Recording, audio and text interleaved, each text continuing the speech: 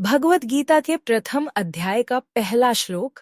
धृतराष्ट्र ने कहा, हे संजय, कुरुक्षेत्र की पवित्र भूमि पर युद्ध करने की इच्छा से एकत्रित होने के पश्चात मेरे और पांडु पुत्रों ने क्या किया, अर्थात राजा धृतराष्ट्र जन्म से नेत्रहीन होने के अतिरिक्त आध्यात्मिक ज्ञान से भी वंचित था।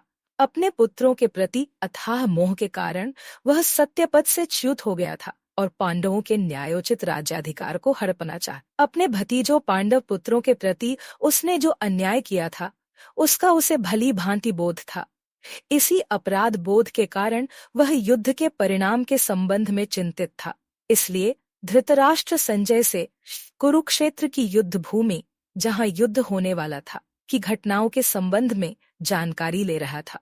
इस श्लोक में धृतराष्ट्र ने संजय से यह प्रश्न पूछा कि उसके और पांडव पुत्रों ने युद्ध भूमि में एकत्रित होने के पश्चात क्या किया।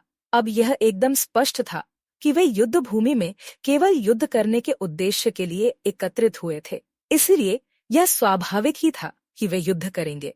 धृतराष्ट्र को ऐसा प्रश्न करने की आवश्यकता क्यों पड़ी कि उन्होंने युद्ध भूमि में क्या किया। धृतराष्ट्र द्वारा धर्म क्षेत्रे, धर्मभूमि शब्द का प्रयोग करने से उसकी आशंका का पता चलता है।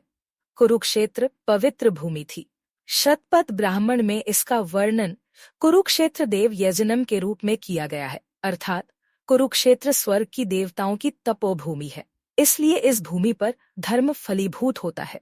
धृतराष्ट्र आशंकित था कि कुरुक्षेत्र की पावन धर्म भूमि के प्रभाव के परिणाम स्वरूप उसके पुत्रों में कहीं उचित और अनुचित में भेद करने का ऐसा विवेक जागृत न हो जाए कि वे यह सोचने लगें कि अपने स्वजन पांडवों का संहार करना अनुचित और धर्म विरुद्ध होगा, और कहीं ऐसा विचार कर वे शांति के लिए समझौता करने को तैयार न हो जाएं।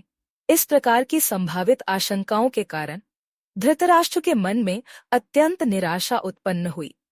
वह सोचने लगा कि यदि उसके पुत्रों ने युद्ध विराम या संधि का प्रस्ताव स्वीकार किया तो पांडव निरंतर उनकी उन्नति के मार्ग में बाधा उत्पन्न करेंगे।